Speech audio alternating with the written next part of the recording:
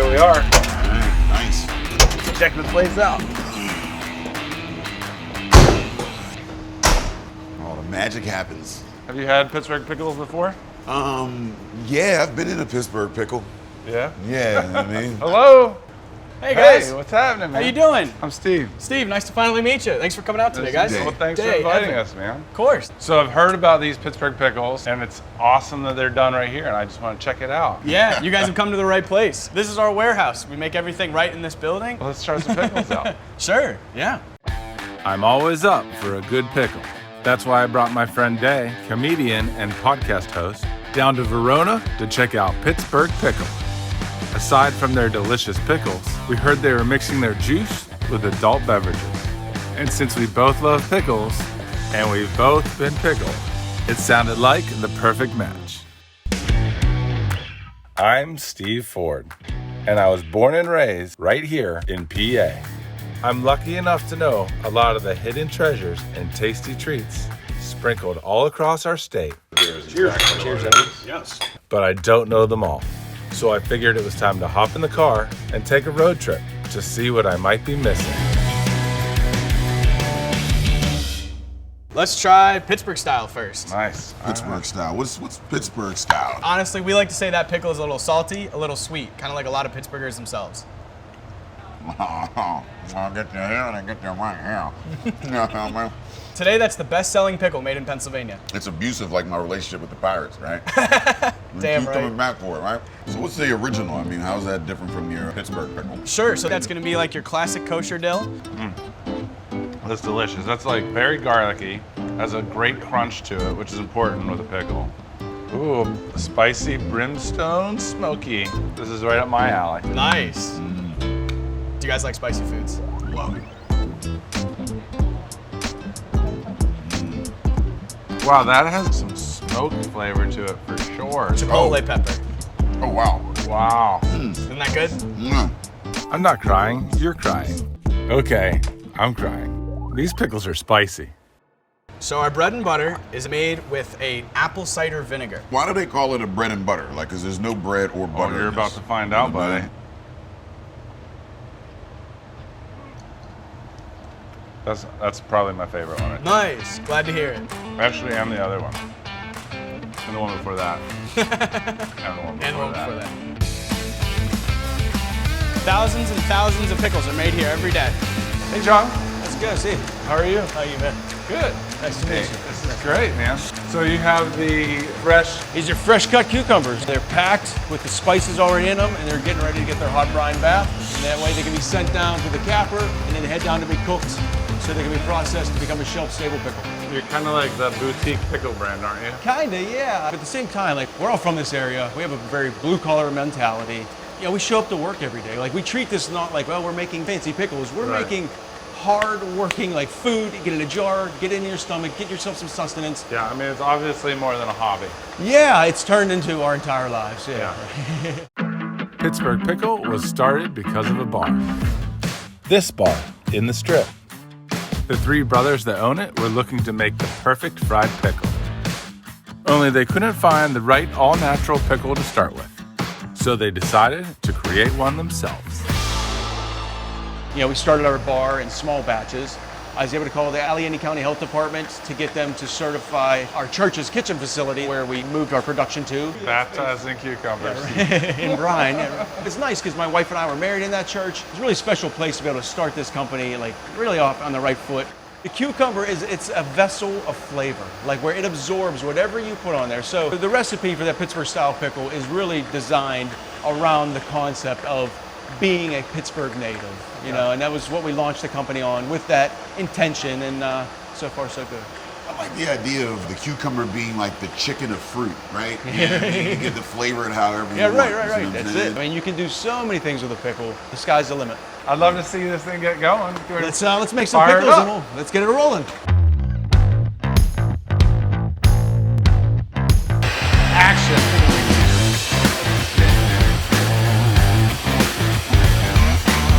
Are you mixing the brine together? It's mixed in the kettles over there. All the salt, all the sugar in there, all the vinegar, heat it up to a certain temperature, and then pump it over to this.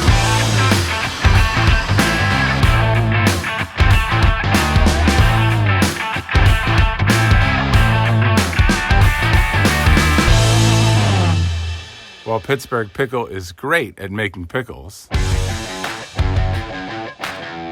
they also got you covered if you love the juice. So see, you got this pickle elixir here. It's just our pickle juice. It replenishes your electrolytes. When you have a workout, I hear that there's a local sports football team, a black and gold kind of situation where they might be drinking this on the sidelines. they get thirsty too. Yeah? They got to replenish their electrolytes, so yeah. That's a weird bath after the game, you know what I mean? Getting Yeah. doused in pickle juice. Yeah, no one wants that one. I'm healed. See that? That's Doesn't great. take much. Oh, I love it. So hangovers. It's a big help for hangovers. Yeah. Yeah, it's replenishing your electrolytes that you lost, and rehydrating. The cause and the cure. This is it. 32 ounces of fresh packed Bloody Mary mix. So you basically just throw that in a glass, you add some vodka, and you're done? You just pour it and go. See, I love Bloody Marys. So like people put Worcestershire in their Bloody Marys. I'll pour pickle juice in my Bloody Mary. You can eat some vodka for those, gentlemen. What? How many parts vodka are we doing here? It's a 1 part vodka to 4 parts mix. There you go. Cheers. Cheers. Good morning. Enjoy. Oh, that's perfect. It's pretty damn good. Yeah.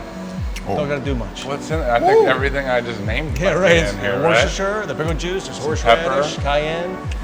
This is Yeah. fantastic. I'm glad you like it, man. Spicy. Yeah, This nice is- tang. Put the hair in the chest. You can have it as a non-alcoholic beverage too. Right, there's no alcohol in that glass bottle, but you add your vodka or you can drink it plain. Drink it, flake. Come on, man. Nah. You know. Well, hey, a toast to you and Pittsburgh Pickle. I appreciate it. Because you did it. You made the best pickle I've ever eaten. Oh, thanks. And you capped it off with the best Bloody Mary I've ever had. I appreciate that. Thank you. Thank you, sir. Cheers, Cheers. buddy.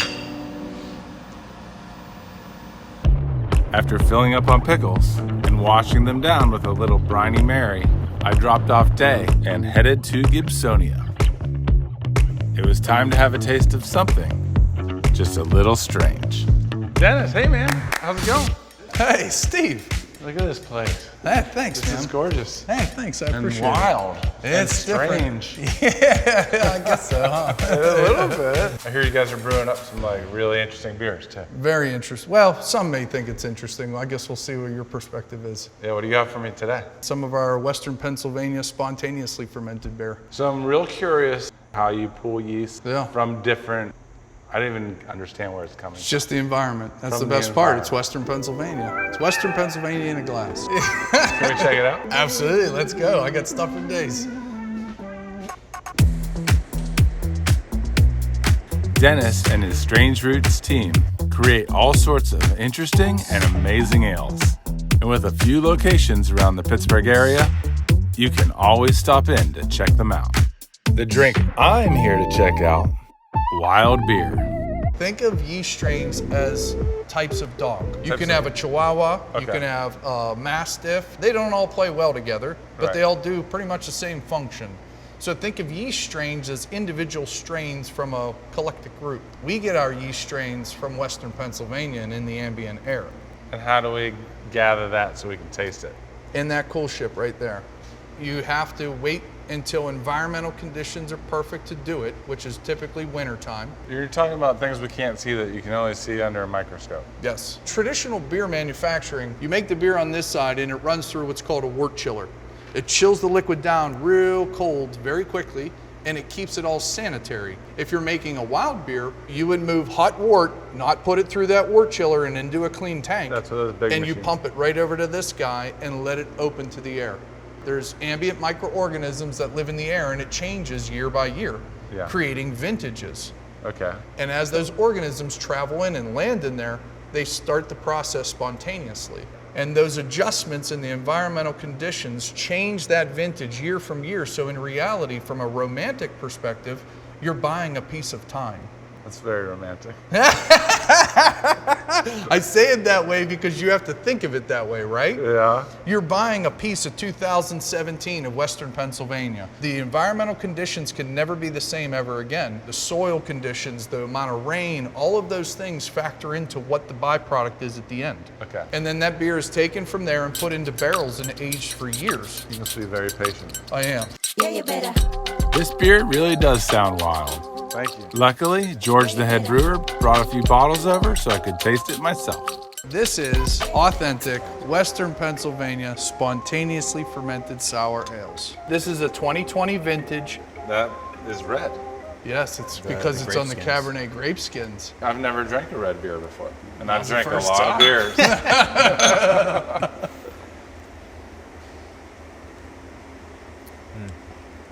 It tastes like candy. Smarties, Is cotton candy. Yeah, this is A lot of characteristics coming yeah, through very it. like candy. This can only be made in Western Pennsylvania. And that's some good Western Pennsylvania stuff. This is a product that we call our vintage. You don't add any fruit, and you take vintages from 3 years, 2 years, 1 year, and you blend them all, old to new, to come up with a final product. And then even after it's bottled, it's left to mature for yet again another year. Think about it, like as you're tasting it, you have to keep in your mind, fruit didn't make this. That is all 100%, all those wild organisms coming together. I pull apricots, I pull peaches. You literally told me there's no fruits in this. There's not. It is a Western Pennsylvania product. The only place you can get it in the world is Western Pennsylvania, and it's all from the resident microorganisms that live here. That seems so strange. Isn't it? It's a cool world, man. See, here I thought you guys were doing all the hard work, but it's actually those little organisms. Yeah, that's right. That's right. Now, Delicious. why don't we go to a different side of what we do? Some of our beers will actually go forage for some of the ingredients, and we're actually looking for right now sumacs in season. I think that'd be great. Cool, man. Let's do Let's it. forage. All right. Now, I've heard of hunting for your meal, but it's definitely a little strange to go hunting for your beer. This is staghorn sumac. Staghorn is native to Western Pennsylvania. Here in Pennsylvania. That's right. Here, I'll drop these down for you. Grab these. Let's see if I can catch them. There you go. Close. Turns out that staghorn sumac naturally grows all over the eastern U.S. All it needs is an abandoned field or a roadside ditch, and it's as happy as can be. So what is the sumac going to do to this beer in its final flavor? So it's going to produce a really nice red color. It's tart by nature, but it tastes really good. These don't even smell or anything. You got to taste them, Steve. That's the key. Like right now? No, right now will be a bad time to taste them. At the end of the day, there's no taste to it really until you process it, meaning let it soak. Ellie? For instance, if you take tea and eat it, it's not going to taste as good as a palate, you know, like what it's going to normally taste like if you would take it and steep it. Here's a nice one. That is a nice one. Oh, yeah. Nice. Nice. Nice, dude. That's some good collection. Yeah, man. isn't it? That's a good start, right? Oh, this is definitely a great start. This is why I wanted to come show you too, is that, again, foraging doesn't have to be difficult. You can do this anytime in your backyard or neighborhood or whatever. It just gets people out in the woods. That's the best foraging I've ever done. When can we try this beer? That beer, probably a year from now. Maybe a year and a half. I'll be back over for that one. Sounds like a plan. Let's go. Okay. The people of Pennsylvania always amaze me with their ingenuity. Whether it gets poured into a bottle or ends up in a jar, I can always count on PA to serve me up something delicious. There's no question that creativity mixed with hard work are staples of the Pennsylvania spirit. And it shows in the amazing treats that people are making across the state.